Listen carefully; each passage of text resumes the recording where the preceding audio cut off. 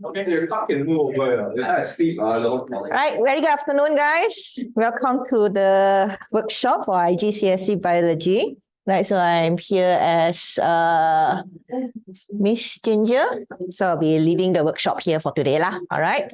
Okay, so I like to start off today's workshop with a bit of maybe, I'm not sure whether those who are in the other centers, you know about the grade, how the assessment is actually done for the sciences itself, right? The assessment is not as simple as taking the marks from the paper 2, paper 4 and 6, and you add everything up and then weight it to 100%. No, it doesn't work that way, right?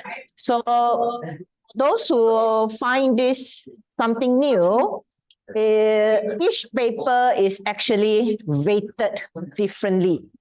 For example, paper 2, the total marks is 40 marks, but it's actually weighted up to 60, a total of 60. So every 1 mark that you actually score here is actually worth 1.5 marks.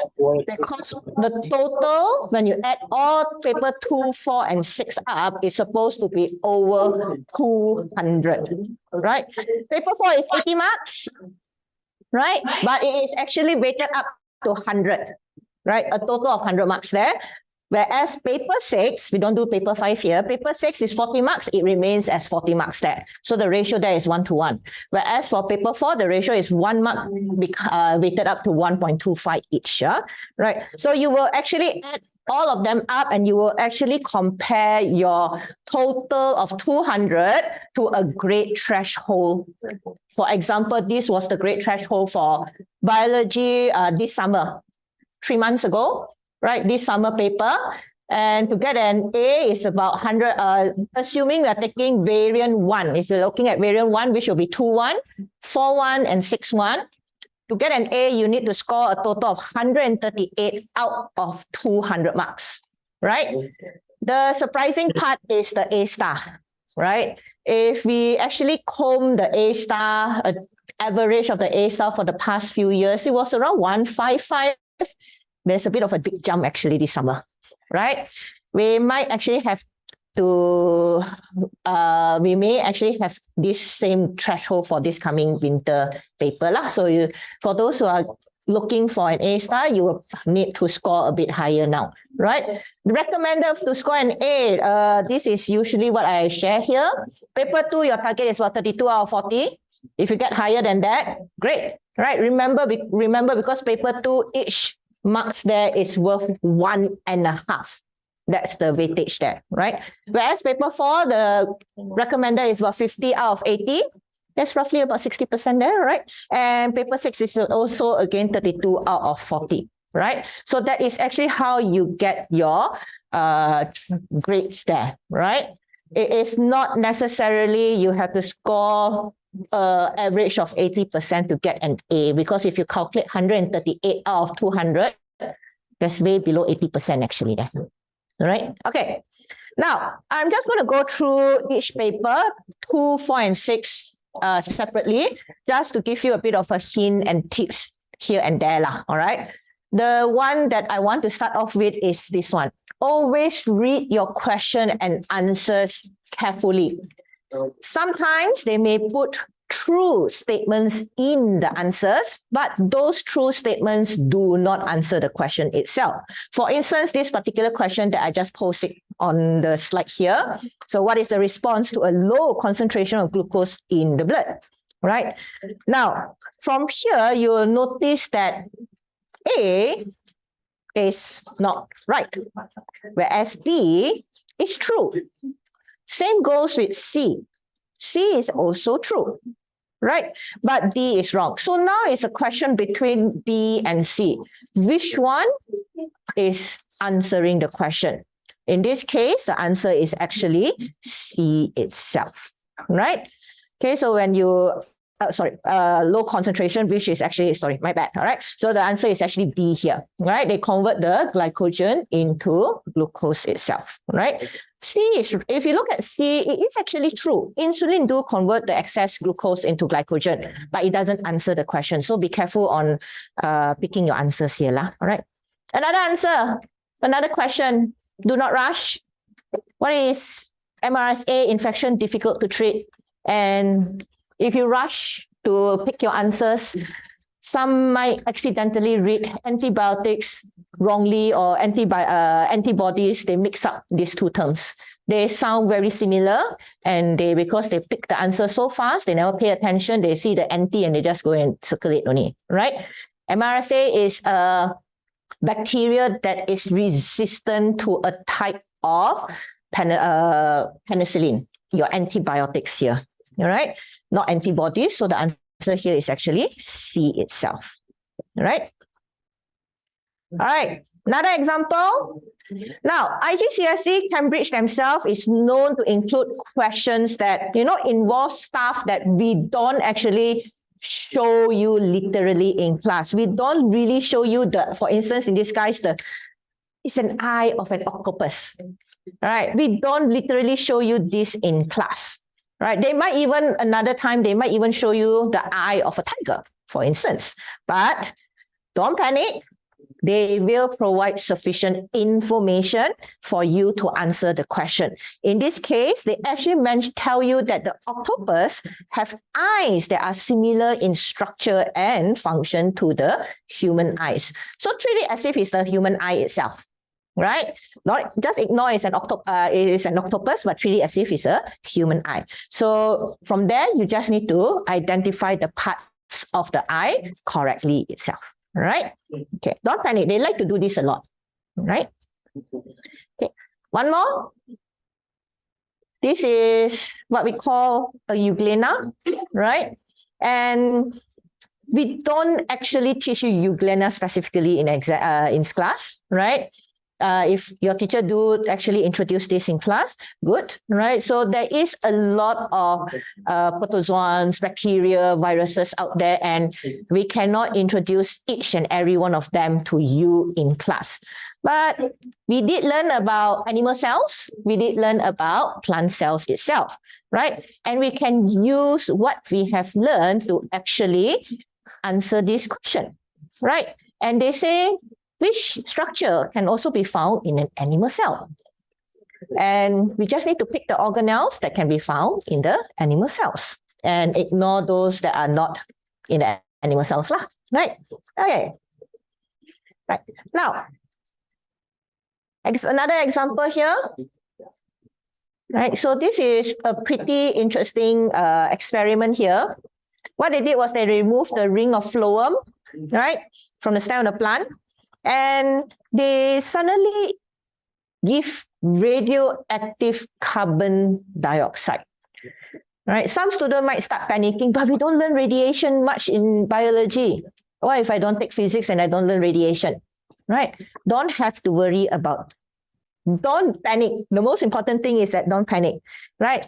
What actually knowledge you need to answer this question is knowledge about how plants undergo photosynthesis and how the plant transport glucose, right? You don't have to really worry about the radiation part, right? So we know that in this case, if the carbon dioxide is radioactive, we know that the plant will use the carbon dioxide to make glucose.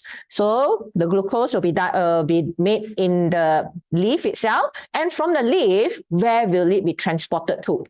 Right? And remember, part of the plant, the phloem has been removed. Can the glucose go all the way down to the roots now if we remove the parts of the phloem itself? Right? So this is actually what's happening here. You can see that the radioactive glucose, because they use radioactive carbon dioxide to make glucose, now the glucose is also radioactive, spreads throughout the plant, but it doesn't go down into the roots because the phloem is actually removed itself. And from there, you just need to choose the correct statement itself, right? So which statement does the experiment support? What do you think? Right? Translocation of sugar only occur in one direction. Is that true?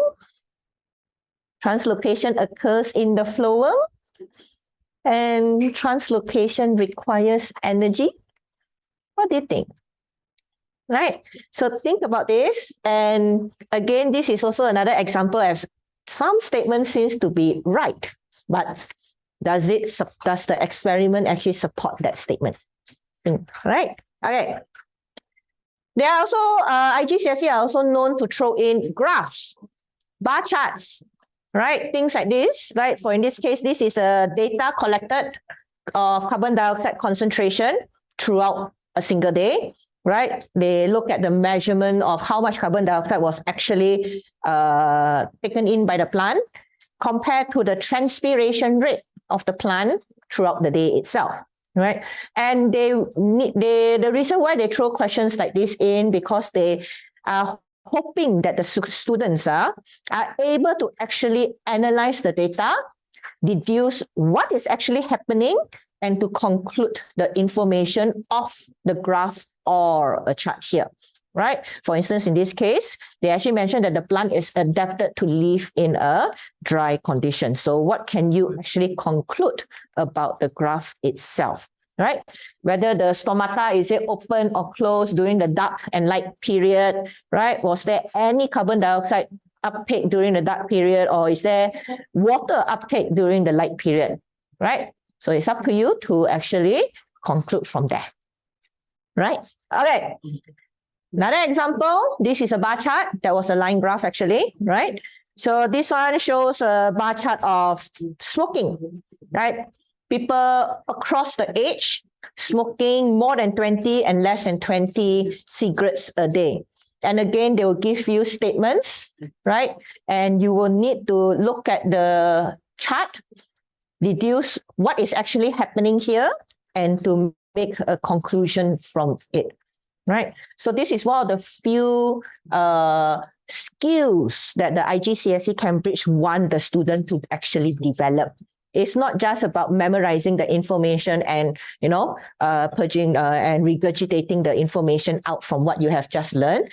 They want the student to take the information, what they have learned in class, and apply to real life data, analytical data like this, experiments and everything, and see what they can conclude from there, right? Okay, so that's examples for paper 2. Let's look at paper 4 then. Now, paper 4, they like to have questions like this, where they require the student to explain what is actually happening in an experiment, especially when they have results from multiple different experiments, and they want the students to actually compare and explain the result. So for instance, in this case, they are actually investigating the effect of bile on digestion of fat milk. And they did 3 different experiments, one with bile, one with lipase, and one more with both lipase and bile. Right? And how will you actually explain this result? There's a few ways to go about it. You can explain by looking at A, comparing A and B, and then you can compare A and C. For instance, A, it looks like there is no reaction at all because it remained pink. So what is the reason why A has no reaction, but B has reaction? So you go back to what was in the test tube. What was the, how will I say, the thing or the stuff that make suddenly B has a result? And then through process of elimination, comparison and elimination, you realize that it is lipase that actually caused the reaction itself, right? And you can actually then compare B and C. How come B and C has result, but C, the result is a lot faster? Then you compare what is in test tube B and C, and C, deduce what is in C that makes it react faster. And you realize that there is actually bile inside that. So this proves that bile, in the presence of lipase as well, will actually turn the color change a lot faster, right? But if you just have bile, no reaction. You need lipase together, all right? This shows that bile cannot react, but lipase by itself, they can react. Lipase and bile together react even better, right? Even faster, right? Now, calculations, they will throw in calculation in the paper 4 as well. Not to say that paper 2 do not have calculation, they do, right? I forgot to put that part down, I just realized here. Paper 2, sorry, calculations tend to be magnification calculation, right? Image over object or object over image, you need to know that, right? And not only just that, you need to know your conversion of units. Micrometer to nanometer or even micrometer to millimeter, you need to know your conversions there to help you with your magnification calculations, right? Now, for this case here, calculations, most of the students, they tend to have no issues here lah. The one part here, please read what the question requires. And this is what is, sorry. The one that they are looking for is this part. 2 decimal places. Students are known to make mistakes. When they press the calculator and they realize that there is more than 2 decimal places and they forgot that the question required 2 decimal places, they added 3, 4 decimal places inside it, right? Because they were probably taught the more decimal places you put in, the more accurate the answer is. No. Follow what the instructions want and answer what the instruction wants, right? Okay, moving on. Another example, calculation as well. One more important thing, some students, they do calculation very fast. They might even do their calculation in their mind very, very fast. With a calculator, even faster as well. But the thing is, show your working. Do not leave your answers. Do not just leave answers on it. That means, let's say in this case, give your answer to 2 significant figures. I'm just going to just put this one lah, 2.5 for example. Right? Don't just leave your answer as 2.5. Show the working itself. Why is this important? Right? This is in the event, let's say you got the answer wrong. The correct answer was 2.5, but you only managed to calculate 2.3. You written this down as the answer. Definitely wrong lah. But if you have shown the working, what happened here is they saw that you knew how to do the working. Probably due to human error. Maybe you press your calculator wrongly or you accidentally use the wrong value, right? But you use the correct formula. They saw that, for instance, the magnification, they saw you use the correct formula, but probably some sort of error went in between the working and the final answer. And you got the wrong answer. You still get marks for working. They will not fully penalize you. That's the reason why you must always show your working just in case you make a final mistake. You still get some marks for your working, right? The reason being one of the graders actually mentioned this before. They do not want to fully penalize students. They know, they can see from the student that they know what is happening. They can see that the student know how to do it. Probably, like I say, due to probably human error or maybe they press the calculator wrongly. They do not want to fully penalize them. All right. Okay. These don't really apply for biology. So, what I'm going to share next is don't really apply for biology, but for other sciences and even your math for calculation. Just a quick one, off topic a bit, right? Working in the event where follow-up calculation. So this one probably is part A. And then part B uses the answers from part A to do the next step of the calculation, maybe 2.5 divided by 2, like that, for example, right? Again, show your working. Or in the event where, your first answer 2.3 is wrong already, So in this case, you wrote down 2.3. But then in B, again, you show the working. They saw that you know the correct formula. They see that you do the calculation correctly. It's just that the value that you use is wrong. You won't get fully penalized. You will still get marks for part B. Right? It's unfair that you lost mark in A and then B, you totally lost everything. No, they will still have marks for working one. That's why always show your working. Right? Don't forget about that. Okay, now let's go to the next part of paper 4 where they like to ask this one. Describe. Okay, a lot of students, they mix up describe and explain. They do not understand what's the difference between describe and explain. So if I were to look, to give you a hint of how to answer describe question, you look at the chart here. In fact, you know what? Take a look at the closest object to you. How will you describe the object? Is it round? What color is it? Is it big? Is it small? Right? That's all. I don't care what the object is made of. Describe is not about what is it made of, how does it get there? No. Right? So let's say that if you look at this chart, what can you describe here? Firstly, you just need to describe. Look at the daily dose of erythromycin for 1,000. Describe that is increasing between 1983 and 1989. And then it peaks at 2.75, around 2.75. Okay, it's about around 2.75. And then after that, it went down. If you have written a sentence saying that the daily dose of erythromycin increases between 1983 to 1989 before it decreases from there to 1995, that would have netted you 1 mark. And then you mention it reaches its maximum height at 1989, 1 more mark there.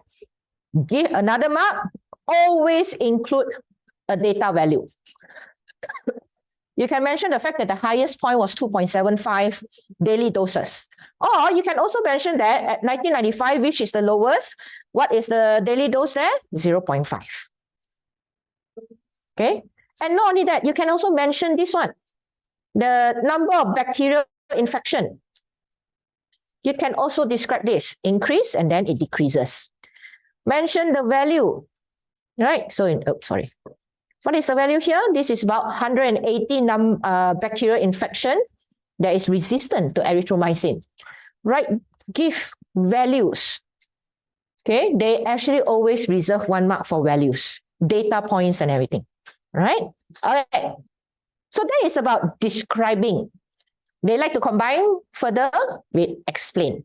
So in this case, this is an example of effect of wind speed on the rate of transpiration in a small tree, right? And there is actually, I've kind of, part of it is at the bottom there. I'm just going to light it here. This is the transpiration in the light, and this is the transpiration in the dark. 2 plants. The part bottom there is a bit missing there. All right. Okay. So what can you describe? You can describe in general what is happening to the transpiration rate. It is increasing. 1 mark. What else can you describe? Compare the light and dark. Light is higher than dark. The transpiration rate. There's 2 marks there already. Right? And you can also mention what is the highest value. Give a value. Highest point. What is this? The rate of transpiration is 6 grams per hour when the wind speed is at 10 meters per second. That will be given you 3 marks already, just for description. This question was a 6 marks question, so you can actually put 3 description, 3 explanation. Right? So that is describing. So how about explaining? When you want to explain, think about questions like this. Why is the light higher? Why is it increasing? What makes the transpiration increasing? That's how you answer explanation question. So let's tackle the light and dark. Why is the light higher? It's most likely due to photosynthetic, the fact that the plant can photosynthesize. Right? So when they can photosynthesize, the light intensity increases, The stomata also open up because of the photosynthesis, increasing photosynthesis rate. That's why the transpiration rate is much higher. So that explains light and dark. So why is the wind speed, as the wind speed increase, why is the rate increasing? Don't care whether light or dark. That's because the wind reduces the humidity around the leaf, right? So the gradient for the water evaporation and the diffusion out of the leaf actually increases. So it diffuses out a lot faster, right? Okay. So that is how you do explanation. Describe and explain.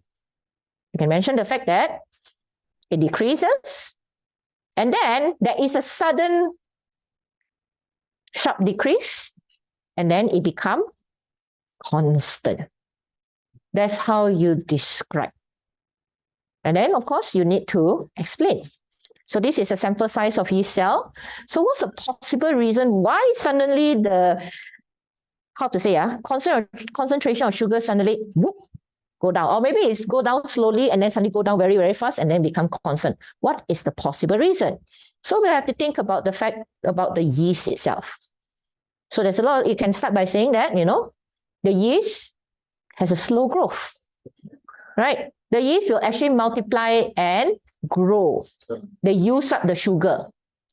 But remember, bacterial growth is exponential. I'm just going to draw a rough graph. They are exponential. After a few days, their growth will explode. They will grow exponentially. When the growth is exponential, the usage of the sugar will increase. That's why it suddenly have a steep decrease here. Now, then the next question is, how come the sugar become constant? What happened then? Remember, this is a fermenter, meaning that the bacteria and the sugar is all within the same container. The bacteria is growing, is using up sugar, and at the same time, they are fermenting the sugars to make alcohol. And what is alcohol? Alcohol is not, it's a poison to a lot of living organisms. So as more and more alcohol build up, more and more alcohol is being made, right? The yeast will start to die. So the population growth of the yeast will start to go down. And once all the yeast all die away, that's why now no one yet to use the sugar anymore. That's why it becomes constant. Right? Okay, so that's how you describe and explain. Right? Okay, so that's all that I can think of that to share for your paper 4.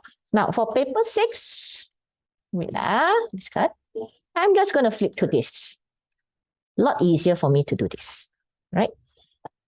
Go straight to the question itself. Right? So there are some paper 6 questions here. So I'm just going to point out some hints, some tips here and there, right? To help you with your paper 6 right now, right? Okay. Please, the one thing that I always tell my students, they like to, when they see this first page, they see the procedure. Zoom in a bit more. Okay, can. Where is the zoom part?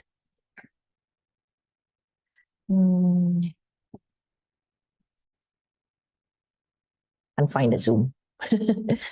Maybe there. There. Okay. Okay, right. Students get overwhelmed by information like this. Suddenly, there's a big chunk of information, and what they do is that I don't want to read lah. Okay, they become very scared of reading the information and everything, and that's the first folly. Okay, the first mistake. Please go through the step-by-step process, read through them. In fact, as you read through them, if you do enough of these past year questions and everything, you can actually start identifying common errors and mistakes in the experiment itself, right? So for instance, in this case, they are doing Benedict's test, if I remember correctly, this one, right? So they actually started off by diluting the glucose. They just needed the student to actually calculate how much glucose solution is needed to be filled here, right? So this one here, I just want to point this one out. Maybe I'll just use black here. Okay. Yep. No. Oh, it's not.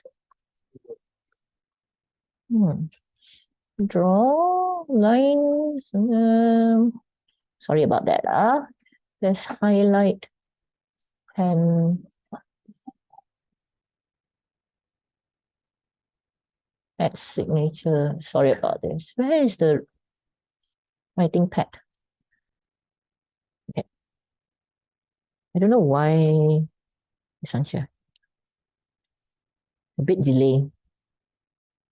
You know what? Sorry about this. How come the drawing is so weird one? Let me try this one.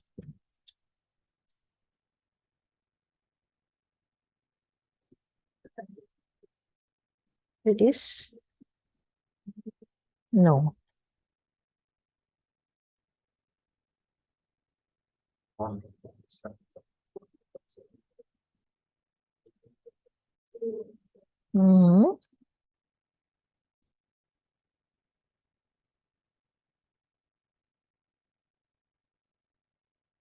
Yeah, it's a bit weird. How come when I want to write something down, it may become weird?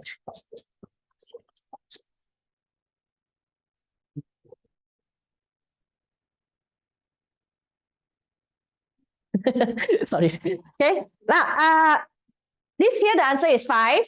But I want to mention about this. Do you know that if you actually write 5 here, there's a bit of a risk. It's actually a risky move. Do you know what's the mistake here? 5.0. Yes. It's actually 5.0. Don't forget that 5.0. Do not write 5 only. Because in this case, the accuracy of the measurement here is actually to in this case is 0.5. So the difference between 5 and 5.0 is actually, how to say, mathematically why 5 is actually not the same as 5.0. Right? Accuracy wise, 5 and 5.0 are two very different values. Especially when you do further your study, those who are interested to further your studies into sciences and everything. When it comes to accuracy, if you put 5 versus 5.0, it's actually a big thing. Okay? Might not be big at our level, but in this case, it was mentioned by the marker themselves. If check the decimal place, write your answer based on the given decimal place that was provided. Okay, right? So don't put 5 here. 5 and 5.0 is two very different things. Okay, now, next one. Tables. For bio, you are required to make a table. Common mistakes that students do, maybe I can show you this one, and then you guys tell me what is wrong with this table. Lines. What is wrong with this table? The bottom line is missing. Yes, you might think that nothing wrong, at the bottom, no line at the bottom, there's nothing wrong with it. There is something wrong with it. Okay, they are a bit particular. Please seal up your table.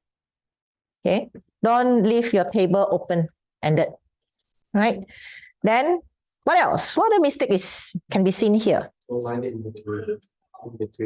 No line in between. Actually, that is actually fine.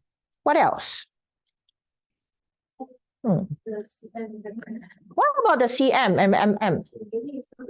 Yes, the unit is not the same. Please make sure that your units are the same. And also, what's wrong with the unit? The right there, because the right in there. Do not write the unit in here. Right? So do not write any units in the box itself. This is not my laptop, so I'm not used to this one here. Right. So for instance, an 8mm here, I'm just going to use this one here. Okay. Is it okay? Right. So this part here is actually not right. Okay. Do not write the unit in the box itself. Instead, write the unit on the heading itself and make sure that the unit is consistent. So if you were to use millimeter, make sure that the value that you put in the box is also correspond to millimeter. So just now it was 1.1 centimeter, so it should be 11 millimeter here. So you just need to put 11, 8, 11, 9 here, right? Okay, so please make sure your units is in the heading, not inside the box itself, right? Okay, so that is your table itself. One more other thing, do you notice that the decimal place 0.5, 1.0, 5.0. Please don't leave it as 1 or 5. You need to put the 0.0 there as well. Okay, because the concentration is 0.5, the accuracy. So please put the 1 decimal place there, accuracy there, right? Okay, so that's usually the most important thing for the tables itself. Make sure your headings, put the correct headings, put the units there, right? The headings and units are usually provided by the paper itself. For instance, they want the concentration, they want the distance travel, even the concentration, everything is actually provided in the paper. You need to look for it. That's the reason why I ask students to read the procedure. If you have a highlighter, if you want to bring the highlighter into the exam hall, you can highlight it, but I strongly advise against it. You can use a pencil to underline the important information, right? So that will actually help you with the compiling all the information you need to actually do this table, right? Okay, common for time, if you ever have to compile data using with time, you can see here is a mix of seconds and minutes. Convert all of them into seconds. Don't put 1 minute and 30 seconds. Don't leave 1 minute and 30 seconds as part of your data. Put it into seconds. So this should be 90 seconds. This will be 165 seconds. Did I count correctly? Yes. Right? So convert all of them into seconds. Right? Now, common mistakes or error. I'm going to show you the question itself here. It's actually here. All right. They like to ask about this. They will ask the student to identify the error and how would you improve on it. In fact, in this case, they actually gave a hint. They actually gave the hint of where the error is, right? And one way to improve on that. Whenever you see any experiment that involve heat, you always recommend or always look for the fact that did the experiment use a water bath? They like to ask that one a lot. Okay, a thermostatically controlled water bath. Check that fact first. Then, if they did use a water bath, check whether that the container that they use is a heat insulator.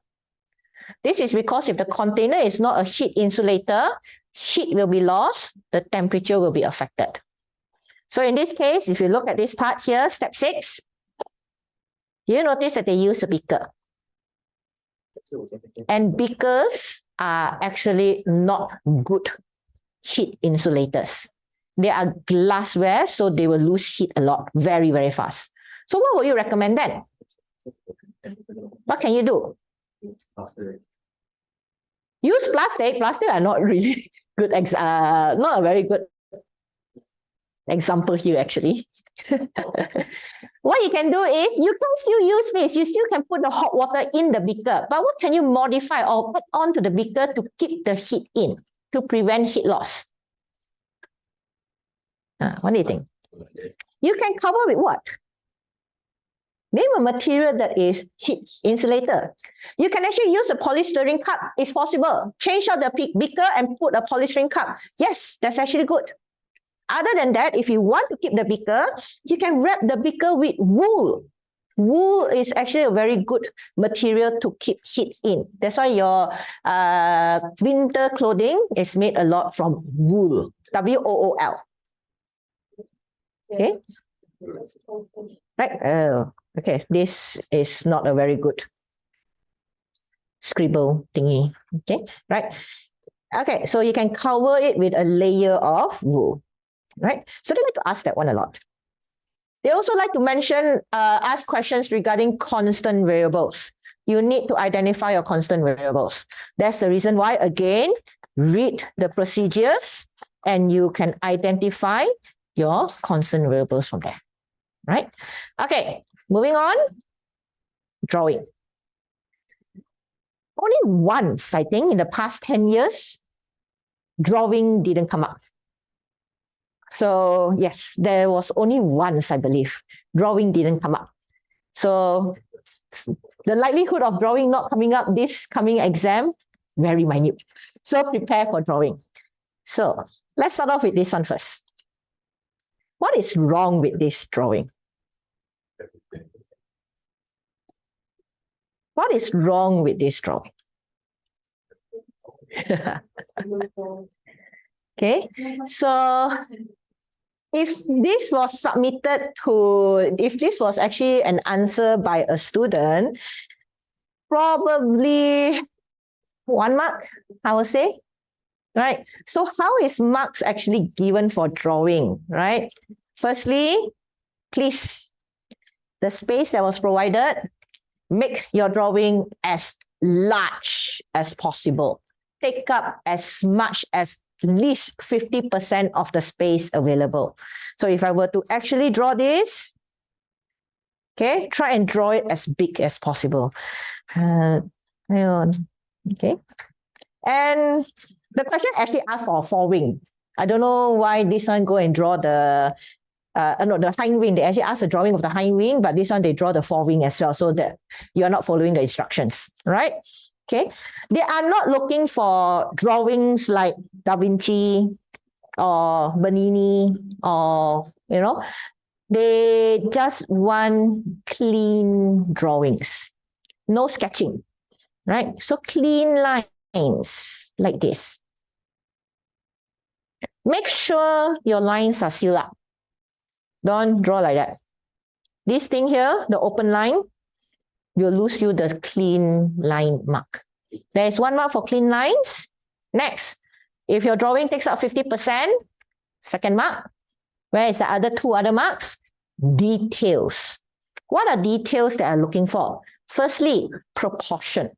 So in this case, you can see that there are patterns on the wings itself. So proportion. Is this part? How big is this part compared to the wing itself? Details like how many sections that was divided on the wing. You can see clearly there is 1, 2, 3, 4, 5. Okay, it doesn't have to be exactly the same. If you have 5 sections at the bottom, 1, 2, 3, 4, 5, 6. Sorry, it's actually 6. I miscount. Sorry. There's 1 more here. Okay. If you have 6 sections at the bottom, you already got 1 mark for detail, right? And there is actually some spots at the bottom as well. If you draw the spots, that will give you another mark for details. Right? Don't label unless they ask you to label. Right? Clean, clear lines. How about this one here? This is a leaf, actually, a cross-section of a leaf. Take up at least, when you draw, take up at least 50% of the space.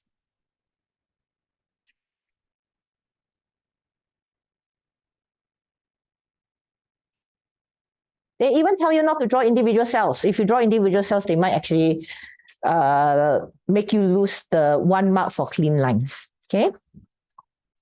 Take up 50% of the space. That is a second mark there. Right? Yeah. So you can take out 100%. You can, but you can take up 100% of the space, but it's going to be a bit awkward, right? If you were to draw everything. Sorry about that. I'm just going to cheat a bit because the drawings a bit. The drawing app is a bit weird. So I'm just going to cheat a bit by putting circles. Okay. If you have included 4 cambiums in your drawing, that gives you 1 mark for detail already.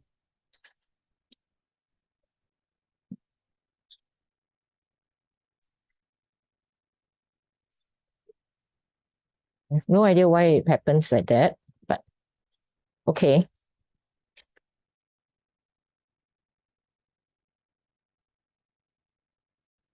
Ah.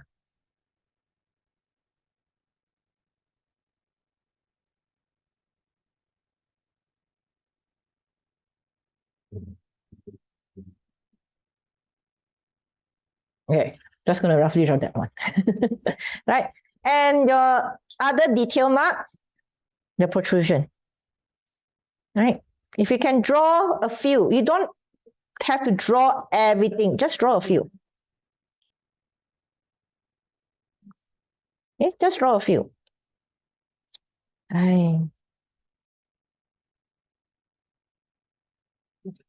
Oh, wow. This, the version of the adult a bit weird lah. I cannot draw at all.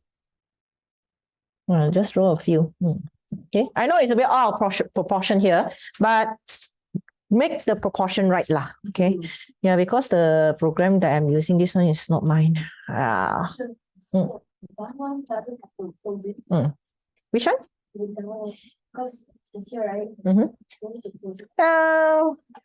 This part here, is it you're trying to say? No, the other side. The other side. You see on the right side, it just cuts off. The right. The right side just cut off here, is it? Yeah, no need. This one is okay because it's just cut off, is fine. Okay, you don't really have to close it up here. Okay. All right. So Doesn't matter, right? actually should actually try and close it. Yeah, but my pen is a bit off. So fun this one.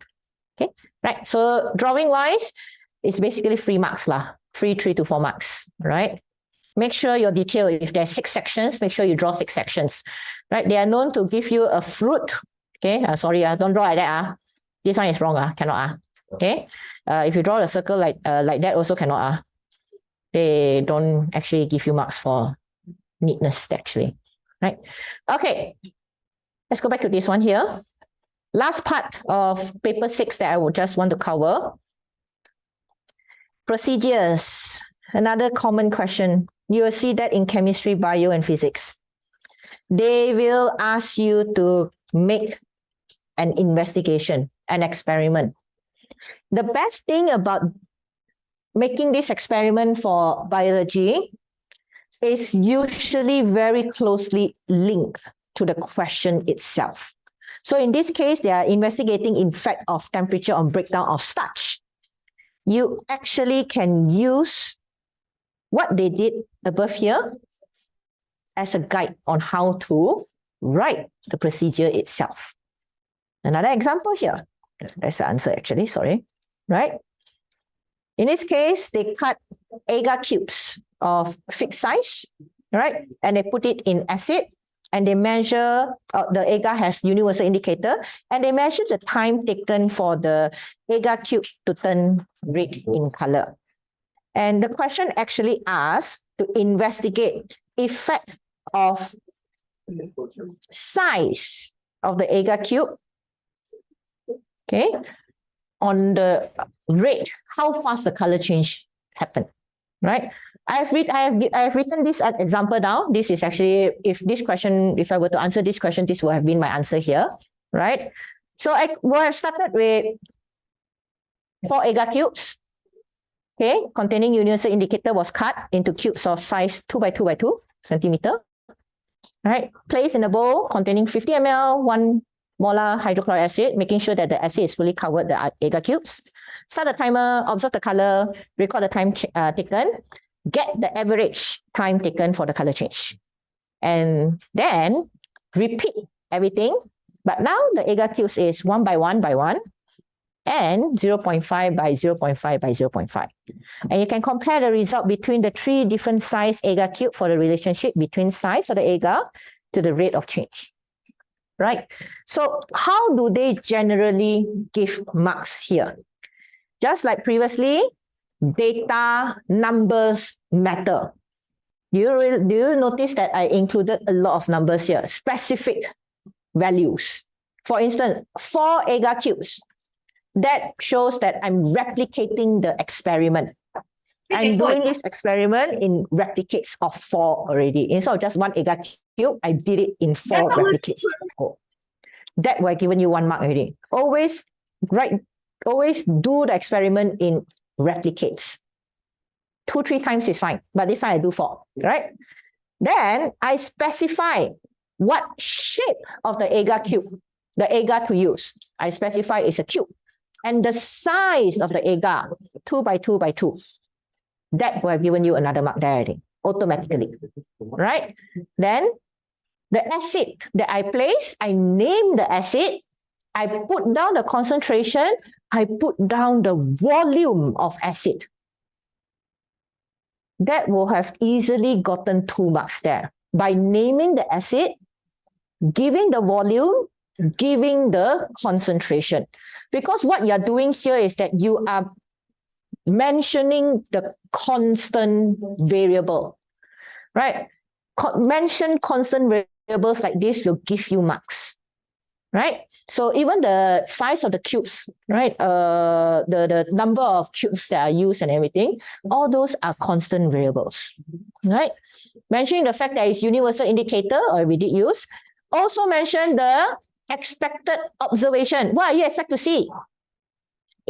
What are you supposed to record? What is the end point? You are supposed to stop the experiment. You stop the experiment when the color changed to red. I put it there. When the agar cubes turn completely to red, calculate record the time taken. Mention how you want to measure your results. How you're going to measure the result. 1 mark there. All right. Then repeat for other sizes, because that's the whole point of the experiment. You want to check for different sizes. Recommend at least 2 other sizes in this case. Or if they ask for temperature, 2 other temperature. If different type of pH, 2 other pH. Right? 2 other manipulated variable. Recommend 2 of them. Right? Finally, always include a safety measure. Right? It doesn't happen every year, but most of the time they always have 1 mark for safety measure. So look at the materials that you use. If you're cutting, what's the safety measure to do? If you're using a scalpel to cut, make sure you cut away from the body, away from your body, away from you. Make sure that if you're handling acids or any other chemicals, wear gloves and safety goggles. Those are your common safety measures. If you're handling something that is hot, wear heat-resistant gloves, right? To prevent yourself from burning, right? Always put that one down, okay? So once you roughly know what to write for this experiment procedure question, it is actually very easy to answer. In fact, this whole answer that I written down here was basically 80% copy and paste from the procedure up here. Instead of 10 mm by 10 mm, I just modified to 2 cm by 2 cm by 2 cm. Same thing, put it in a hydrochloric acid. In fact, I use the same concentration, but I kind of tweak the volume because in this case, the appropriate volume is a bit hinky, very questionable. In fact, this was actually a potential error there. So I specify the volume. I put 50 ml. All right, make sure it's covered completely. And then using the same result, how to observe the result, it's the same thing, right? So that's the best part about biology when it comes to this kind of question where they ask you to do procedure. You can almost literally copy and paste from the question itself. That's the advantage there. All right. Okay. So that's all that I feel that I can share with you. So I'd like to open the floor up for any questions that you may want to ask regarding biology. Right? Anyone? So you can actually put the questions on the Zoom, I believe. You can type the questions in Zoom. Right? Good. The drawing itself, no label. It depends on the question though. I just saw the chat group there. Recent drawings, they never request student label anymore. So do pay attention to the question itself. Like if they ask you to label, yes, label. But if they don't ask you to label, don't label. Okay. What the grader did mention before, tell the student to be a bit, how to say, generous, a bit careful with their answers. Don't overgive answers. Because if they overgive answers, they are more likely to make mistakes. And mistakes, they can cancel the marks out one actually. There are cases that way. Let's say, for example, the question asks for 2 examples of characteristics of an arachnid. So you can answer the fact that it has 8 legs, right? Arachnids have 8 legs. They have, or their body is segmented into 2 parts, right? So those are the characteristics of arachnid. But let's say you decide to add 1 more answer, okay? Your first answer was the fact that you put that arachnids have wings, right? And then you put arachnids have 8 legs, and then arachnids have body is segmented into 2 parts. Do you know that they only accept the first 2 answers? Despite the fact that the first answer was wrong, that you wrote down was wrong, the next 2 was actually correct, but they only took the first 2. Meaning that if that question came out, you only scored 1. Your third answer was not taken into consideration at all. That is actually how they mark the paper. They don't look at your three answers and they say, oh, you got 2 right, they give you 2 marks. No.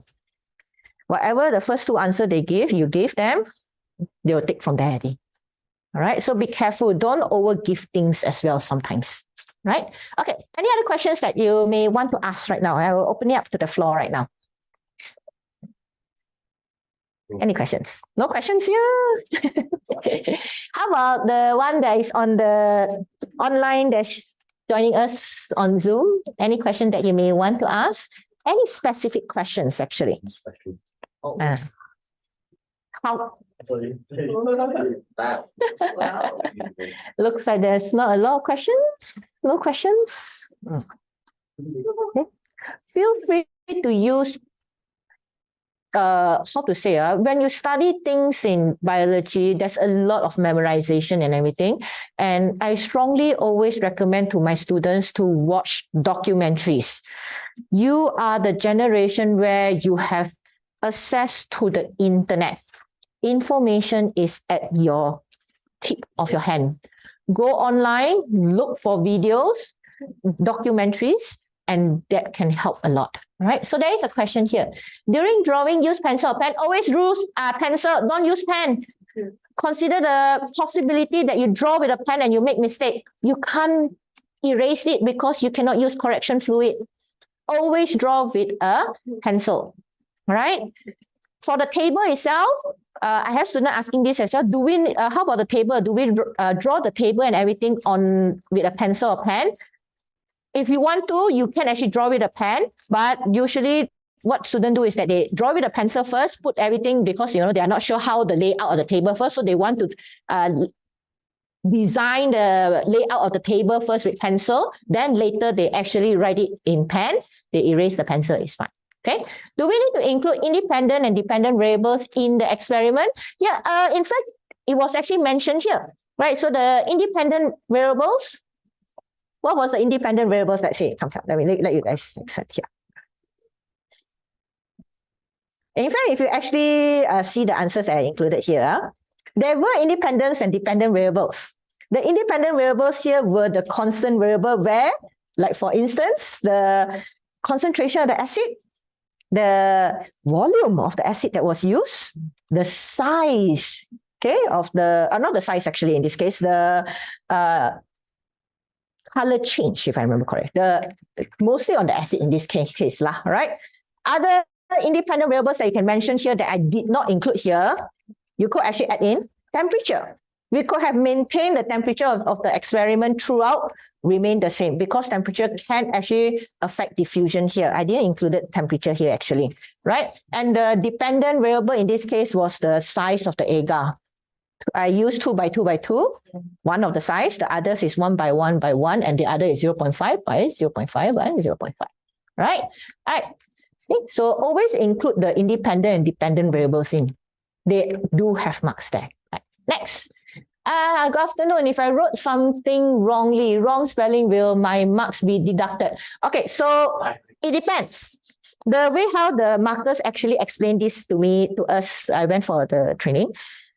If you spell wrongly, but if we read the wrongly spelled word out loud and it sounds similar, it is okay. Apparently, it is okay. The reason why the marker actually, the reasoning, they know that the students that are taking their paper, a lot of them are not first language student, first English language English student. They are not English speakers, right? So they know a lot of their students, international students, the English is not their first language, so they may get the spelling wrong. But if they spell wrongly, but if we read your wrongly spelled word and it sounds similar, they actually give marks. They do not want to penalize students for wrong spelling because this is not English paper. Right? In fact, I actually got to know recently that even in English paper, they don't really look at spelling in some of the practices and everything, depending on as well. Right? Okay. So, but of course, try and spell it correctly in the first place. You want to give a first good impression to the marker. Right? You do not want you do not want the marker to develop a bad impression on your paper, right? So you want to have a good impression to them, all right? Do we need to list them out specifically for the independent and dependent variable? Not necessarily. If you want to list it out specifically, go ahead. In this case, what I did was that I kind of scattered the independent and dependent variable out in the answer here. As a marker, we do know how to pick up the independent and dependent variables for the marks itself, right? Yes, we do have students where they specifically write there, independent variable, they list it down first. Then the dependent variable, they list it down. Then only they write the procedure. That is fine. It is okay to do it that way as well, all right? This is mostly because it's just years of practice. You know, we teachers have been years practice. We put everything in to the paragraph ready. Okay. What kind of questions are the most common questions? Common as in guaranteed come out, like I will say, graph definitely will come out in paper 6. This procedure will definitely come out. Plan and experiment will definitely come out. The drawing will definitely come out from there. There will be some calculations and everything, all right? If you were to ask me which topic will come out, is no guarantee for biology actually, right? Yeah, there is no guarantee actually which topic will come out, right? A bit unlike chemistry. I know in chemistry there is at least 2 topics sure come out, which is rate of reaction and qualitative analysis. That one guarantee come out on that one. Okay, 2 topics in chemistry, but biology, there is no trend for it actually. Okay, so there is no specific trend. The one that I see a lot, they like to ask a lot, inheritance, genetics, inheritance, they like to link that one a lot. They like homeostasis, the part where with either the kidney or the skin. They may actually ask the glucose, how to say, how the body handle the glucose concentration when it's high and low. Yeah, okay, right. Any other question that you may want to ask? Do we need to write the units on the side of the graph in pen or pencil? Right, let's go to the graph for a while. Do your graph all, in this case, x-axis, y-axis, label. Since you mentioned it, good. I might as well just talk about this. So when it comes to a graph, please label your graph. So in this case, you can actually draw the line. I'm sorry about this. Okay, it's a bit weird here, right? Sorry. So write what is on the x-axis, unit as well. Write it all at the side, including the unit. Same thing for the y-axis. right? You can write this in pen, the name, the headings, and the unit, but the rest use pencil. In the event where they ask you to plot a graph that have two different experiments, label the experiment as well. So this is experiment 1, this is experiment 2, label them as well. Don't forget that, right? Best fit line, straight line, depending on what they want. They say it's a line graph, so draw a line graph. Right. There is a possibility that it's rare, but it does pop up. Histogram. Most of the time it's a line graph, but occasionally they may actually ask histograms. I hope you guys know what are histograms. They are very different from bar charts. Okay.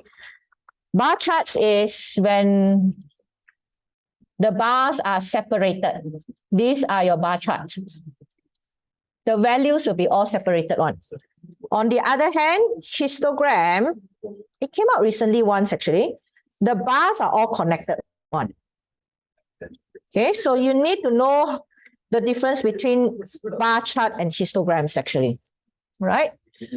All right, so draw all this in pencil. Right. How many pages are there in paper 4 and 6?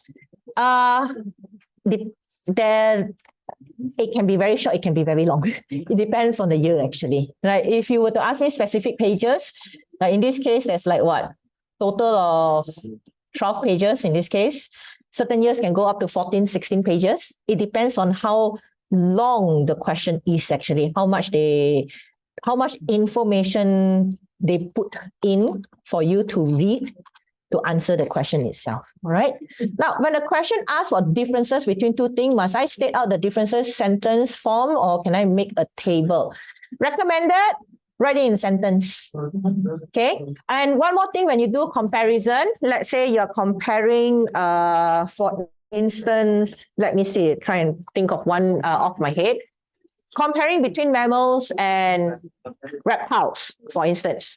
So if you make a comparison statement, you can start by saying mammals are warm-blooded.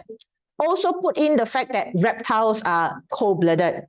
Don't just leave the sentence as mammals are warm-blooded.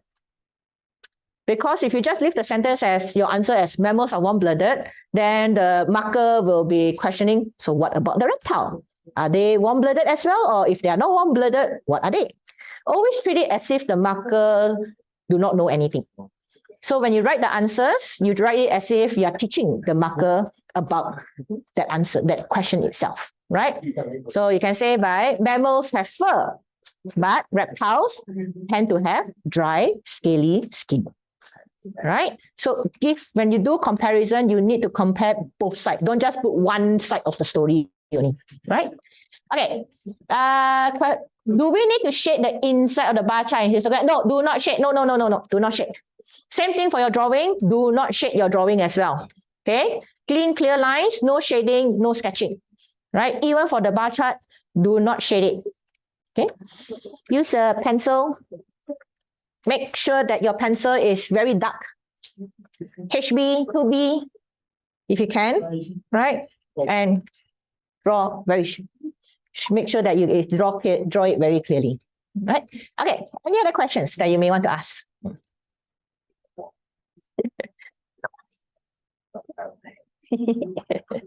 Right. There was a question on histogram. Where did I put it really? I shall show you actually the question for histogram. Where is the question for histogram?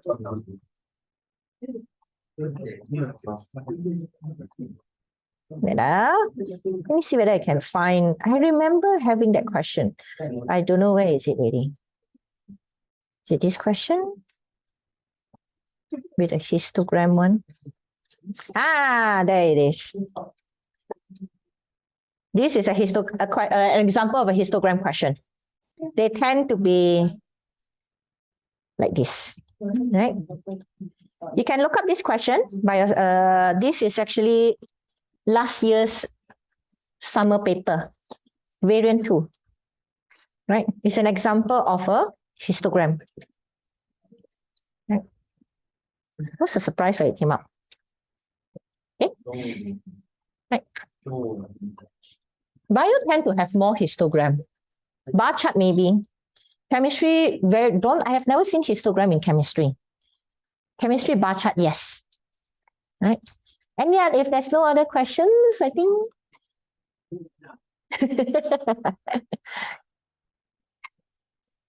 Okay, hi.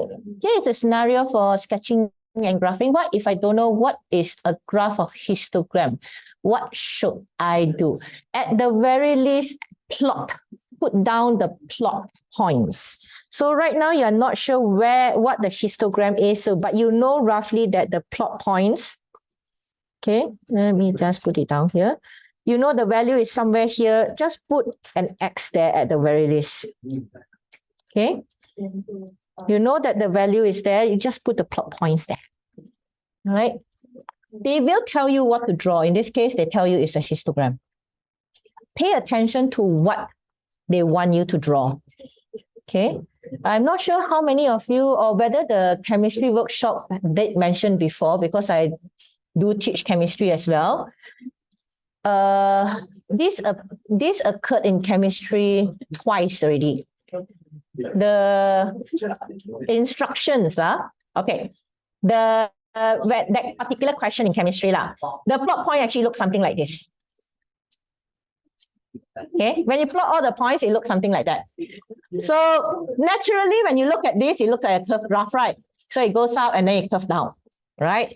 But interestingly enough, that question actually asked for two straight intersecting straight lines, right? So it actually, a number of students, what they did was that they actually do a curved graph.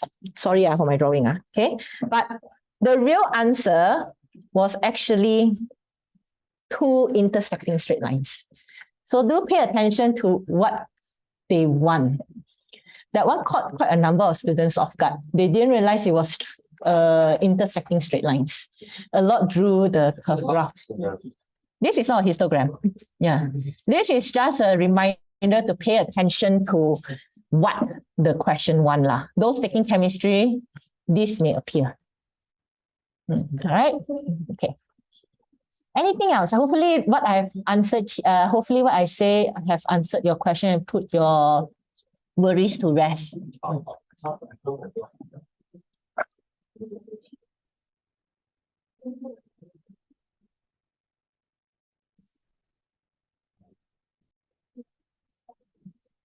Any other questions? No?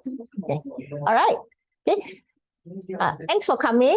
Hopefully you take something away from the workshop, right? And hopefully you get the A stars that you actually want for your coming IGCSE. All right? Thank you. Fine. All right. The chemistry, on the chemistry side, there is a possibility where they suddenly throw in an anomalous point. Okay, you may get a graph like this in chemistry, and then out of nowhere, you get one point here, and then the other point is like that.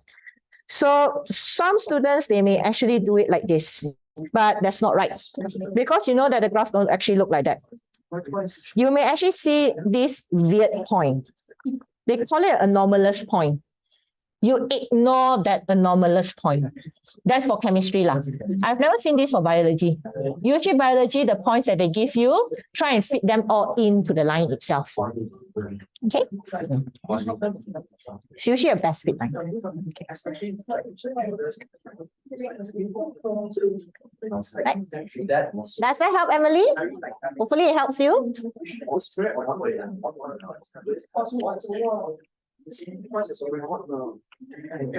right. Thank you so much. Thanks for coming. Hope you enjoy the session itself, everyone. Bye.